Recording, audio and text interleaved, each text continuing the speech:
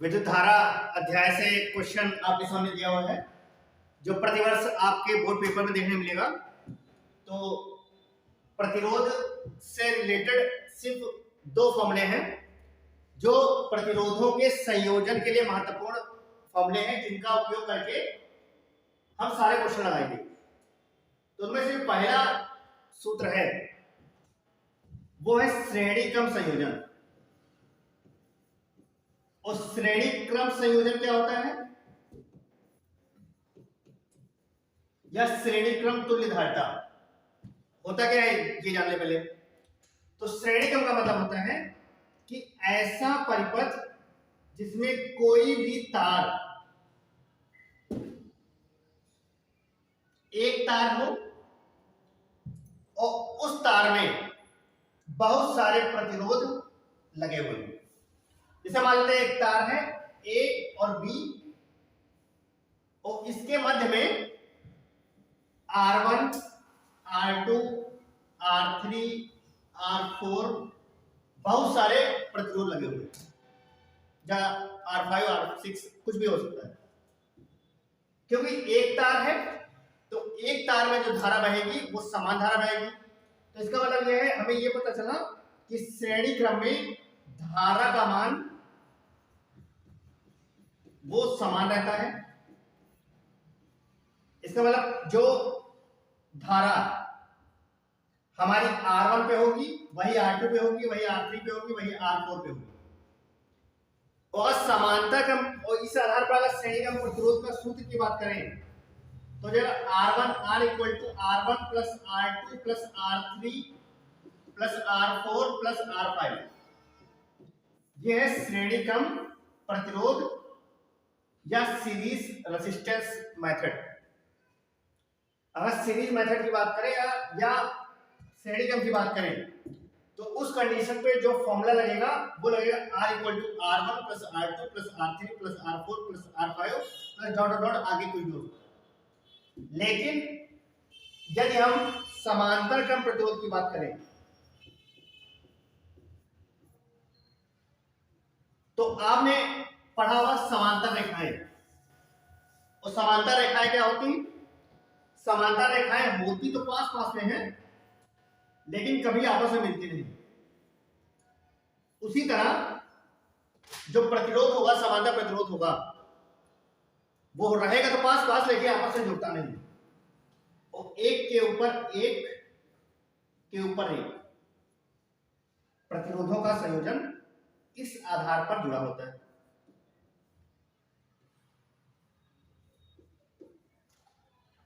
और फॉर्मूला होता है समांतर क्रम संयोजन का 1/r equal to 1/r1 plus 1/r2 plus 1/r3 plus 1/r।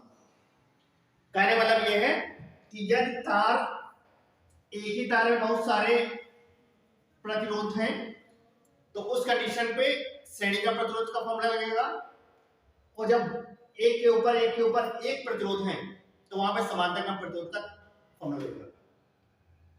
अब एक क्वेश्चन आपके सामने दिया हुआ है और उस क्वेश्चन में आपको दिया हुआ है संलग्न विद्युत परिपथ में ज्ञात कीजिए कि ए व बी के मध्य प्रतिरोध की गणना करना है। तो इस क्वेश्चन में पहले देखें ए कहां है और बी कहां है। तो ए यहां पे ये ए है और ये बी और ए और बी के मध्य तुल्य प्रतिरोध की गणना करना है। अब इसमें देखेंगे है क्या।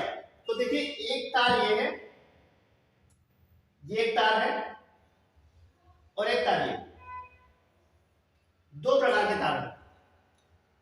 और जब दो अलग अलग तार हैं तो दोनों तारों को पहले हम संयोजन कर लें। तो अगर इस वाले ऊपर वाले तार की बात करें तो ये एक अलग तार है और नीचे जो तार है वो एक अलग तार है। तो उस कंडीशन पे जो फॉर्मूला लगेगा तो हम इसको अगर R1 मान लें, इसको R2 मान लें और इसको R3 मान लें और इसको R4 यदि मान लें तो फॉर्मूला लगेगा R देखो ए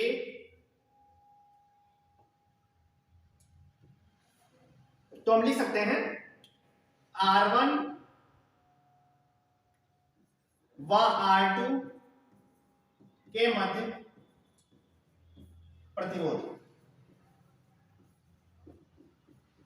क्योंकि श्रेणी क्रम में है तो R इक्वल टू हो जाएगा R1 प्लस R2, या R इक्वल टू हो जाएगा R1 की वैल्यू कितनी है, क्वेश्चन में दिया हुआ है R1 की वैल्यू 4 और R2 वैल्यू दिया हुआ है 2, तो R इक्वल टू हो जाएगा 6 ओम। अब इसी तरह A और B के मध्य नीचे वाले तार की प्रतिरोध निकाल लें, और नीचे वाले तार का जब प्रतिरोध निकालेंगे तो वो हो जाएगा R3 व R4 के मध्य प्रतिरोध, क्योंकि ये भी एक ही तार है तो एक ही तार है तो श्रेणी का भी फॉर्मूला लगेगा, तो हम लिखेंगे R dash equal to R3 plus R4, और R dash equal to R3 की वैल्यू दिया हुआ है 2, तो R3 हो जाएगा 2 ओम और R4 हो जाएगा 1, और R डैश बराबर इन दोनों को जोड़ देंगे तो हो जाएगा 3 ओम। अब क्यों क्वेश्चन कह रहा है ए व बी के मध्य प्रतिरोध निकालना है, तो देखिए ये एक अलग तार है और ये एक अलग तार है, और दोनों अलग अलग तारों का हमने प्रतिरोध निकाल लिया है, एक का निकाला है 6 ओम और दूसरे निकाला है 3 ओम, और हमें निकालना है ए व बी के मध्य प्रतिरोध, तो ए व बी के मध्य जो प्रतिरोध होगा तो लिखेंगे ए व बी के मध्य प्रतिरोध इक्वल टू, अब क्योंकि ये अलग तार है और ये अलग तार है तो लगेगा समांतर क्रम संयोजन से,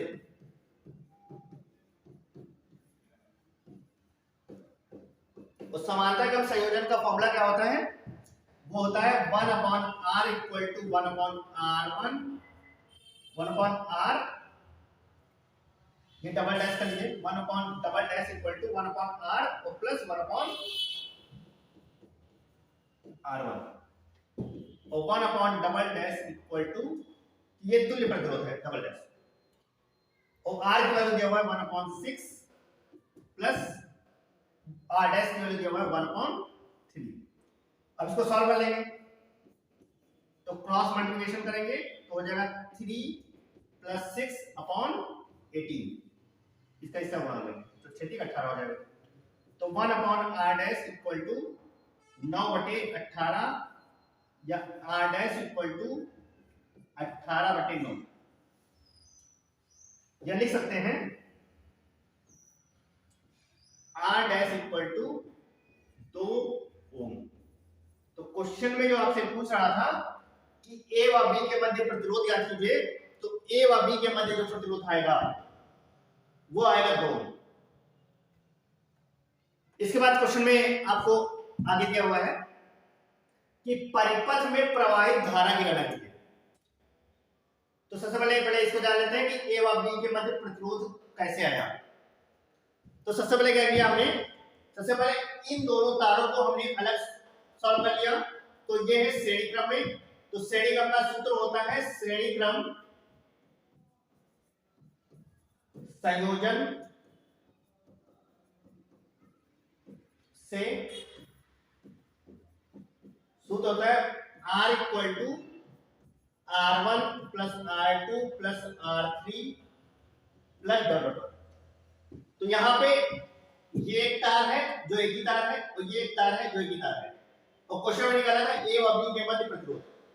तो हमने क्या किया, श्रेणी क्रम संयोजन का फॉर्मूला लगा के R1 प्लस R2 कर लिया, R1 प्लस R2 कर लिया, और R1 की वैल्यू दिया हुआ था 4, हमने R1 का 4 रख दिया, और R2 वैल्यू दिया हुआ था 2, तो हमने 2 कर दिया।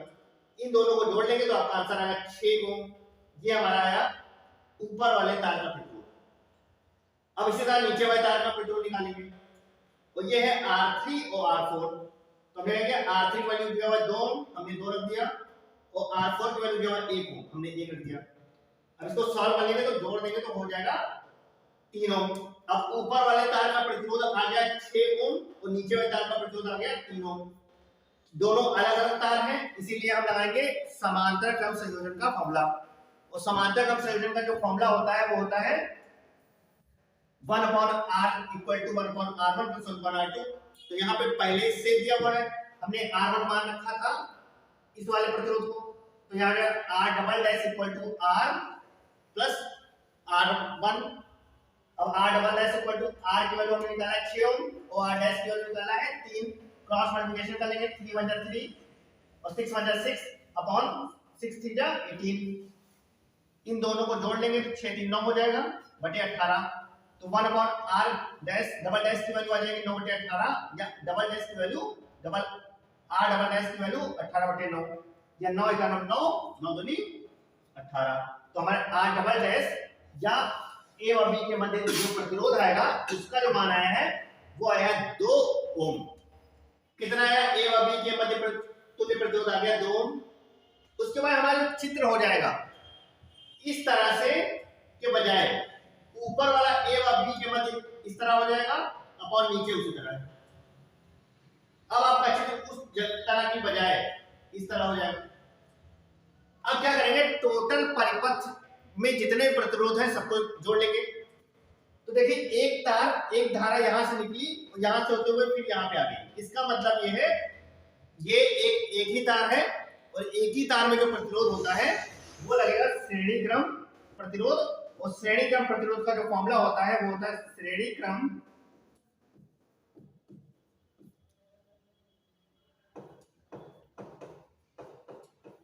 संयोजन से तुल्य धारिता बराबर तुल्य प्रतिरोध बराबर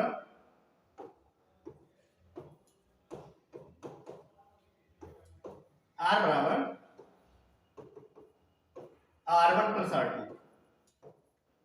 और R इक्वल टू R1 की वैल्यू दी हुई है कितनी, ये R1 है और R2 मान लेते हैं।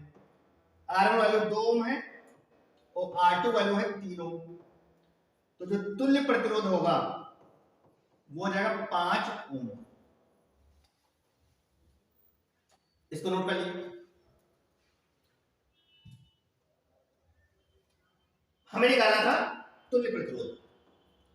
इसका क्वेश्चन में एक चीज और कह रहा है कि परिपथ में प्रवाहित धारा ज्ञात कीजिए।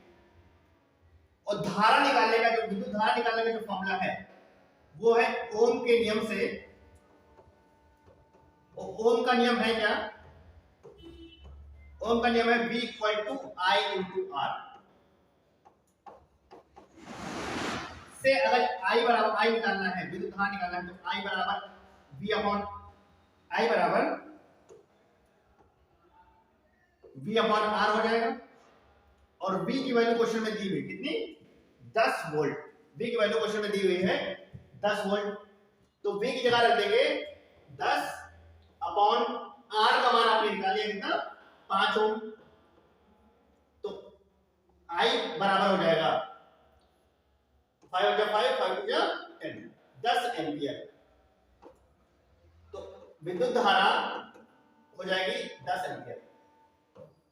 अब इस क्वेश्चन में देखिए इसके बाद क्या करना है, हमें विद्युत धारा निकालना था। विद्युत धारा निकालने के लिए हमने ओम का नियम लगाया। वो ओम के नियम का फॉर्मूला होता है V equal to I into R से I बराबर V अपॉन R हो जाएगा। और V का मान दिया हुआ है क्वेश्चन में कितना, 10 वोल्ट, और R का मान दिया हुआ है आपने निकाला है कितना, 5 ओम। V की जगह 10 रख देंगे, R की जगह 5 रख देंगे, दोनों को सॉल्व कर लेंगे तो आपका आंसर आएगा 2 एम्पियर। अभी देखिए इस क्वेश्चन में एक चीज और आपको निकालना है, और दिया हुआ है A व B के मध्य विभवांतर निकालना है। किसके मध्य? A व B के मध्य विभवांतर।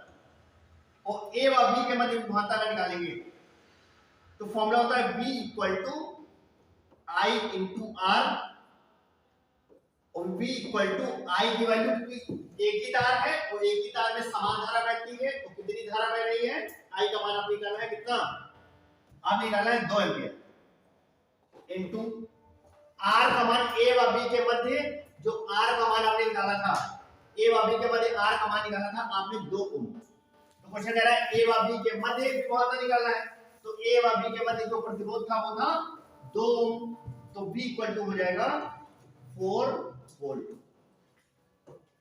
A व B के मध्य जो विभवांतर होगा वो होगा 4 वोल्ट। इस क्वेश्चन में क्या दिया हुआ था, A व B के मध्य विभवांतर निकालना है, A यहाँ पे है और B यहाँ पे है, और A व B के मध्य विभवांतर निकालने के लिए फॉर्मूला होता है V equal to I into R।